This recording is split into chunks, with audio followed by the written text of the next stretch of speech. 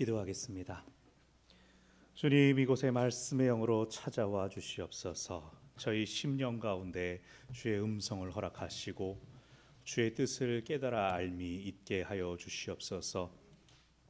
전하는 이와 듣는 모든 이들이 한 마음과 한 영으로 주 안에 연합되게 하여 주시옵소서. 예수님의 이름으로 기도합니다. 아멘. 왕자와 거지라는 동화를 다들 아실 겁니다.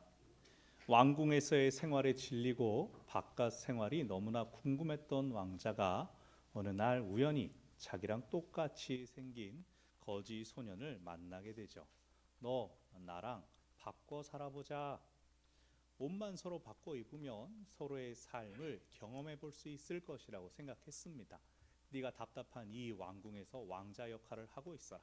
나는 나가서 세상을 보고 오겠다. 실제로 어떤 일이 일어났습니까?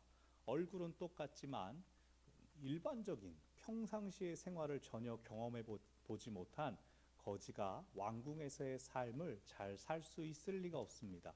손 닦는 물을 벌컥벌컥 마시기도 하고 쫄쫄 배를 굶다가 차려진 음식을 보고 손으로 허겁지겁 소리를 내고 튀기면서 먹기도 했습니다. 한편 그럼 세상을 보러 나간 거지가 된 왕자는 즐거움을 누렸습니까? 거지 소굴에서 죽을 위기를 만나게 됩니다. 평생 다른 사람들에게 명령하고 지시할 줄만 알았기 때문입니다. 그런데 막내 거지가 된 그 왕자가 여봐라 라고 하니 다른 거지들이 그걸 내버려 뒀겠습니까? 어느 기사가 그를 도와줍니다. 그래서 이 거지가 된 왕자가 네 이름이 무엇이냐? 나중에 보상하겠다. 그러니까 기사가 그래서 아이고 불쌍한 녀석 생각했죠. 그렇게 서로 옷만 바꿔 입으면 신분이 바뀔 줄 알았던 그들이 각자의 삶에서 고생하다가 돌아온다라는 내용입니다. 이처럼 한 사람의 정체성은 그가 무엇을 입고 있느냐가 아니라 그 사람의 말과 행동에서 나타납니다. 앞선 동화에서의 거지처럼 노예는 어떻습니까? 노예는 비굴합니다. 사람들과 눈을 못 마주치고 누가 시키는 일만 할 줄 압니다. 반대로 왕은 어떻습니까? 왕은 품위가 있습니다. 그냥 지시만 하는 것이 아니라 넓게 크게 보는 시선을 가져서 사람들을 바른 방향으로 인도할 수 있는 그러한 능력이 있습니다. 한 사람이 무엇을 말하고 무엇을 행하는지를 통해서 그가 가진 정체성이 자연스럽게 표현됩니다. 하나님은 이스라엘을 열방 중에서 영광스러운 제사장 나라로 세우셨습니다. 처음부터 하나님께서 온 세상을 지으실 때부터 하나님은 사람과 동역하기를 원하셨습니다. 그러나 첫사람 아담은 실패했습니다. 사람들이 이 땅에 충만해진 사람들이 타락해서 하나님은 홍수를 보내셨습니다. 모든 것들이 초기화가 된 이후 살아남은 노아와 그의 아들들은 다시금 땅에 생육하고 번성하여 충만했습니다. 그러나 하나님께서 참으로 바라시는 동행은 아브라함에 이르러서야 가능하게 되었습니다. 그렇다고 하나님께서 부르셨고 아브라함이 응답했다라고 해서 그들이 바로 하나님의 백성다운 삶을 살았던 것은 아닙니다. 처음 한 사람 아브라함이 믿음의 조상이 되었고 그의 가족들이 먼저 하나님을 믿는 사람들로 점점 수가 불어났습니다. 아브라함으로부터 400년이라는 시간이 흘러서 비로소 그들은 한 민족을 나라를 이룰 수 있는 준비가 되었습니다. 그러나 아직도 그들이 갈 길이 멀었습니다. 출애굽하여 1년 넘도록 시내산 앞 광야에서 머물면서 하나님의 율법을 받았습니다. 하나님의 백성답게 사는 법을 훈련하고 연습했습니다. 그러나 그 모든 것들이 금방 바닥을 드러내고 말았습니다. 특히 광야의 삶에서 그들의 부족함에 직면할 때마다 그들에게 필요한 것들이 생길 때마다 물을 주세요. 먹을 것을 주세요. 왜 하나님은 우리를 여기서 죽게 하려고 하십니까? 이럴 줄 알았으면 애굽에서 살 걸. 이럴 줄 몰랐네. 끊임없이 불평하고 반역했습니다. 새해가 시작되었고 우리 가운데 새 날들이 열렸습니다.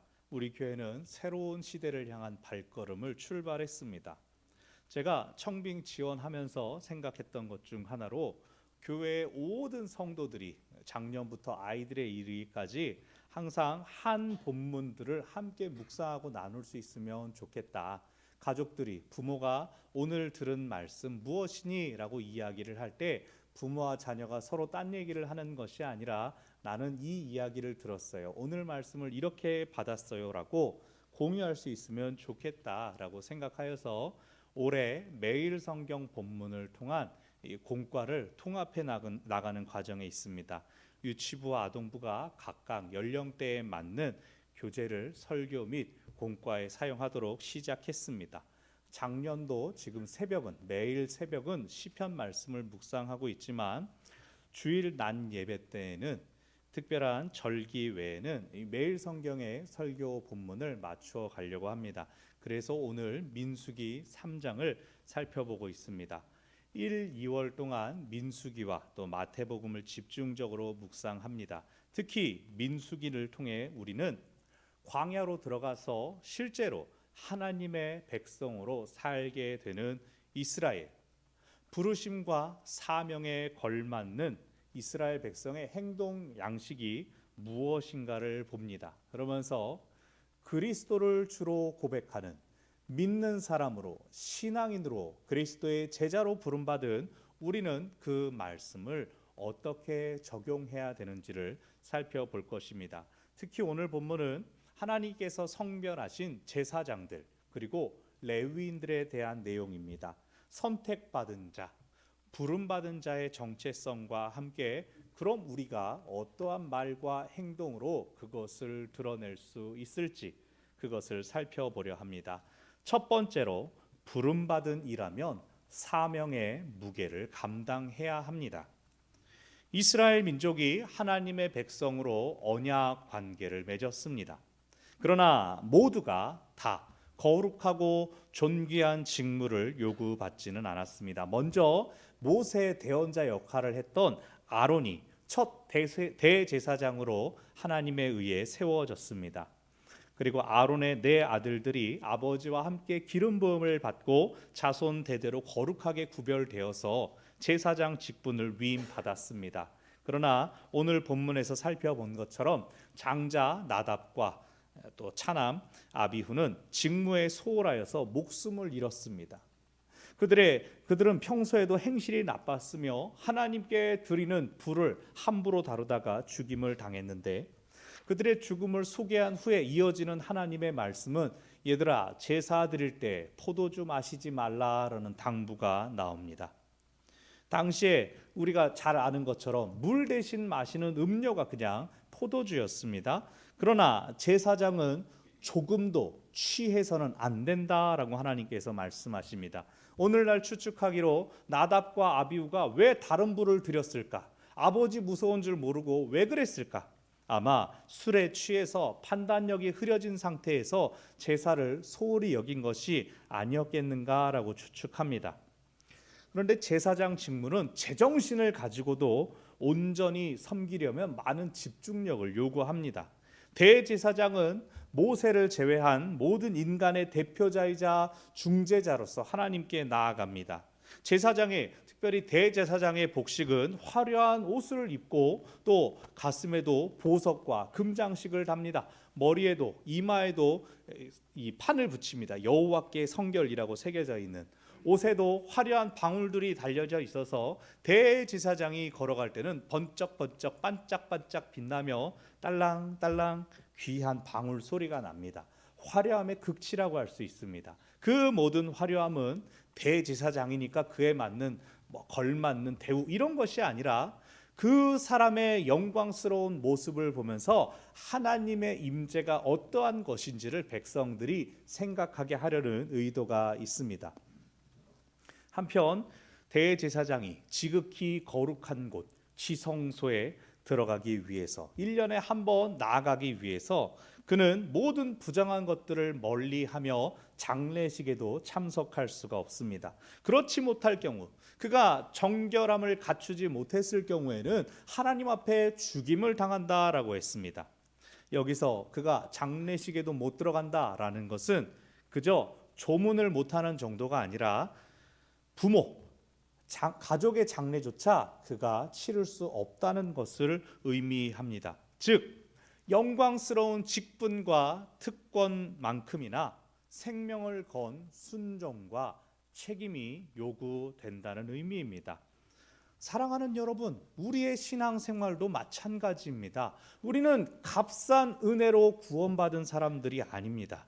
우리는 그리스도의 피로 값주고 사신 바 된 사람들입니다. 우리를 구하신 값은 결코 가볍지도 않고 여러 차례 반복될 수도 없습니다. 단 한 번의 죽음으로 모든 죄값을, 시대와 공간을 초월한 구원을 이루셨습니다. 우리가 고백하는 사도신경은 본디오 빌라도에게 고난을 받아 십자가에 못 박혀 죽으시고 한 줄로 요약되어 있지만 복음서들은 그렇지 않습니다. 모든 복음서들은 예수님의 십자가에 달려 죽으시기까지의 마지막 한 주간을 깊이 조명합니다. 그래서 그리스도인들이 말씀을 읽는 가운데 주님을 따르도록 초청합니다. 우리를 부릅니다. 우리도 사순절 절기를 보내게 될 때 말씀을 통하여 주님을 깊이 묵상하고 기도를 통하여 주님을 따르겠다고 결단하는 시간들을 갖게 될 것입니다. 그런데 그렇게 해야 되는 이유가 무엇입니까? 주님을 따르는 무게를 감당하는 자가 존귀와 영광을 얻습니다. 우리를 살려주시고 우리를 제자로 부르신 그 사명의 무게는 결코 가볍지 않습니다. 우리는 무거운 제자의 사명을 진심으로 전심으로 감당해야 합니다. 두 번째로 부름받은 이라면 봉사의 직무를 다해야 합니다. 제사장들이었던 아론과 아들들, 그리고 이어서 레위 지파가 소개됩니다. 레위 지파는 아론의 지도를 받아서 성막에서 심우했습니다. 아론과 회중을 위한 온갖 봉사를 수행하며 성막 기구들을 관리했습니다. 즉 레위 지파는 예배를 돕는 사람들입니다. 근데 오늘 우리 시대처럼 예배 때 서서 안내를 하고 주보를 드리고 또 성가대로 찬양하는 것뿐 아니라 구약의 제사에는 오늘날 우리에게는 없는 순서가 있었습니다. 짐승을 잡고 손질하여 제물을 드리는 순서들이 있었죠. 원래 제사장들이 감당하는 겁니다. 레위인은 제사장을 보조했습니다. 그런데 포로기 이후에는 제사장들이 부족하게 되어서 레위인들도 그 직무에 참여하게 되었습니다. 제사장들은 예배, 제사에만 전념하면 됩니다. 성소 안에서 그것들만 집중하면 됩니다. 그러나 레위인들은 예배 외적인 요소들도 섬깁니다. 그 중에 하나로 무장하고 외인들로부터 성소를 지키는 사역이 있습니다. 칼을 차고 서서 재물이 들어올 때 그 재물이 부정한지 정결한지를 판단하기도 하고, 혹은 사람이 악의를 가지고 고의로 혹은 실수로 성막을 침입하는 일이 없도록 성막을 지킵니다. 강제로 들어가는 사람이 있으면 그를 향하여 칼을 휘둘러 물리칠 수 있는 권한이 레위인들에게 있습니다. 그래서 다윗이 왕국을 통일하고 제사장, 레위인들의 반열을 정비할 때 문지기라는 직무를 만들었습니다. 성전이 세워지게 될 때 마치 순찰하는 성전 경비병 같은 역할을 하는 것이죠. 그들이 레위인 가운데 세워졌습니다. 실제로 레위인들이 하나님께 선택받았음을 확증한 사건이 출애굽기 32장에 나옵니다. 출애굽기 32장이 무슨 내용인지 여러분 기억하십니까? 모세가 하나님을 만나고 돌아오는 게 너무나 늦어지자 백성들이 금 패물을 모아서 금송아지를 만들고 그 금송아지를 야훼, 여호와라 부르며 예배했던 사건이었습니다.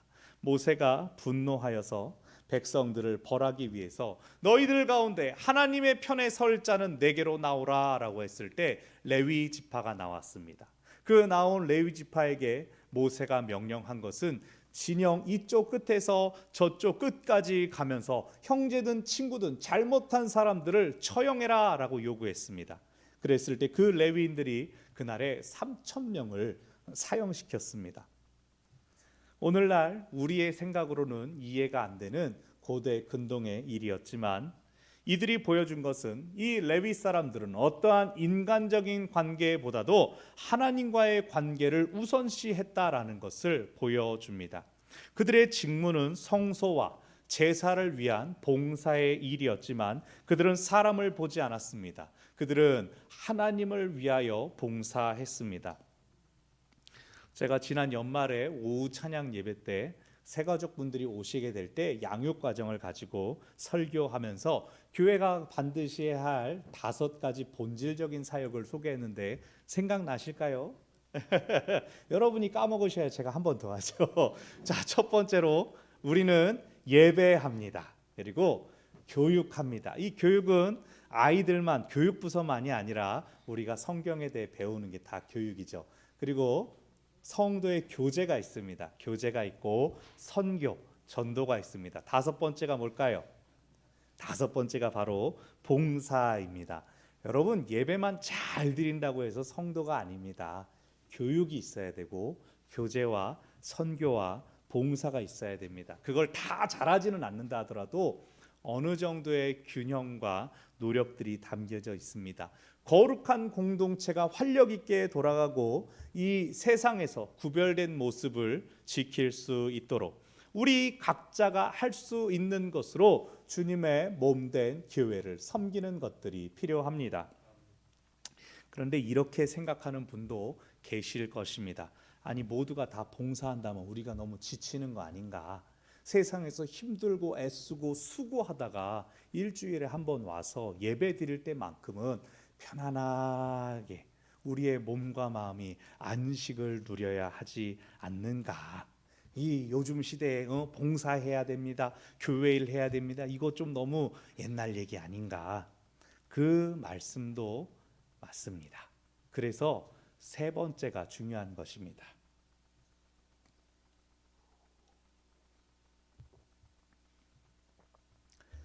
부름받은 이라면 하나님의 소유권을 인정해야 합니다.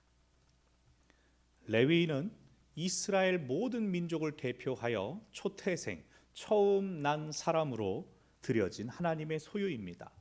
애굽에 내린 10번째 재앙에서 이스라엘의 모든 처음 난 사람, 동물들이 하나님께 바쳐졌습니다. 10번째 재앙이 무엇이었습니까?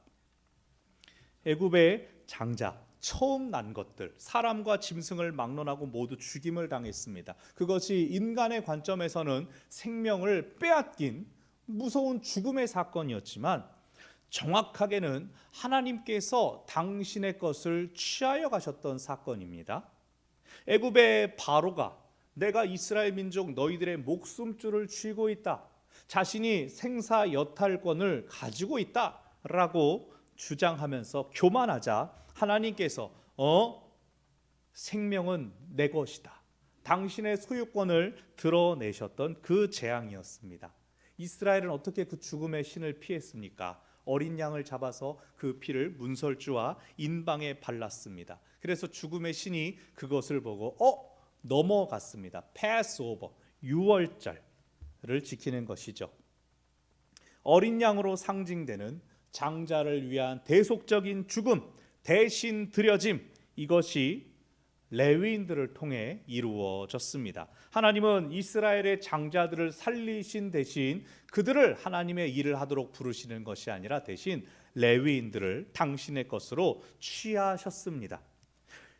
유월절에 어린 양을 잡는 것은 머리로 그것을 기억하며 그 정신을 기념하는 것입니다. 그리고 레위인들이 세워진 것은 눈에 보이는 하나님의 소유된 사람들이 눈앞에 있는 것입니다. 그들이 성소와 제사의 일들을 담당하여 섬기는 것을 보면서 이스라엘 사람들이 아이고 수고하십니다, 고생이 많으십니다, 이렇게 인사하지 않았습니다. 그들은 이스라엘 사람들은 레위 지파들의 모든 봉사와 섬김을 보면서 하나님의 사람이 저것을 해야 되는구나, 우리가 저것을 마땅히 해야 되는 것을 저 사람들이 대신하고 있는 것이구나 하나님께서는 저렇게 사람들과 동행하기를, 동역하기를 원하시는구나 라고 생각했던 것입니다. 그래서 생겨난 제도가 나실인 제도입니다. 레위 지파가 아닌 사람들이 하나님의 일로 성소에서 직무를 감당하고 싶을 때 일정한 기간을 정해서 헌신하도록 한 것이 바로 나실인 제도였습니다. 사랑하는 여러분, 하나님의 백성은 누구 겁니까? 하나님의 것입니다. 우리는 하나님의 목적과 의도에 맞게 살아가야 합니다. 그런데 우리가 주여 나를 쓰시옵소서, 나를 받으옵소서, 나를 보내옵소서 기도하고 찬송하지만 정작 근데 하나님 저는 내성적이어서, 저는 인프피여서 전도는 조금 힘드니 다른 일을 맡겨주시옵소서, 하나님 저는 허리가 약하니 주방은 갈 수가 없사옵니다. 그렇게 기도한다면 여러분, 그 사람의 소유권은 누구한테 있는 겁니까? 여전히 그게 나한테 있는 겁니다. 하나님하고 거래하고 협상하는 것은 내 것을 가지고 하는 것이죠. 소유권이 하나님께 있음을 고백하는 사람은 하나님께서 내게 주시는 감동을 부담스러워하지 않습니다. 사명을 주시는 분이 또한 그것을 감당할 만한 능력을 주실 것을 신뢰하고 기대합니다. 내가 좀 부족한 상황이다 하더라도, 내가 좀 연약하다 하더라도 나를 아시는 하나님께서 내 모든 걸 아실 텐데 내가 이것밖에 하지 못할 테지만 그래도 하나님 괜찮다고 하시는구나, 나를 그대로 받으시고 이런 나라도 쓰기를 원하시는구나, 오히려 그것으로 감격하여서 감사하게 그 사명을 감당할 것입니다. 제가 이렇게 말할 수 있는 이유가 제가 그런 사람이기 때문입니다. 제가 부족하고 연약한 사람인데 부름받아서 사랑받으면서 하나님의 일을 지금 하고 있기 때문입니다. 하나님의 소유, 그 정체성에 합당하게 살아갈 때에 하나님께서 그분의 존귀와 영광을 당신의 백성에게 허락하여 주십니다.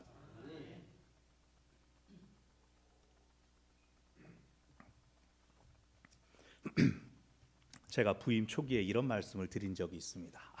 이제 원로 목사님 오래 수고하시고 은퇴하셨으니 나도 은퇴해야겠다, 이렇게 생각하면 안 된다는 말씀을 제가 드렸습니다. 연말 연시에 막 제가 정신없고 막 이런저런 일들이 있지만 사이사이마다 우리 장로님들부터 해가지고 권사님들이나 집사님들께 계속해서 이 일에 대하여 확인하려고 연락을 드립니다. 뭐 재정이나 행정이나 주보에 대해서 계속 여쭙고 듣고 확인하고 또 가르침을 받습니다. 그런데 그렇게 연락할 때마다 한 번도 지금 바쁜데 라고 하시는 분 없고, 어떻게든 도와주시려고, 어떻게든 시간을 내주시려고 하시는 그 모든 그 마음들을 받을 수가 있었습니다. 막 눈코 뜰 새 없이 막 정신없는 가운데에서 저는 당연히 해야 할 일을 교회 안에서 하는 것이지만 각자의 생계와 또 바쁘신 생업들이 있는 가운데 교회 일을 위하여 시간을, 그리고 정신을 내놓아 주시는 그분들을 생각하면 제가 그분들 앞에서 제가 바빠요, 제가 일이 많아요 라고 할 수가 없는 것이죠. 사랑하는 여러분, 하나님께서 우리를 당신의 백성으로 삼아 주셨습니다. 거기에 더하여 우리를 제사장 나라로 세워 주셨습니다. 베드로전서 2장 9절의 말씀입니다.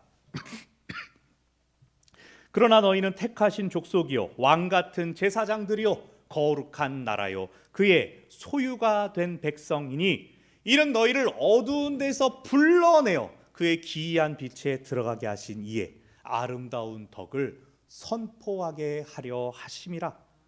하나님께서 우리에게 사명을 주시기 위해서 우리를 어둠 가운데서 불러내셨습니다.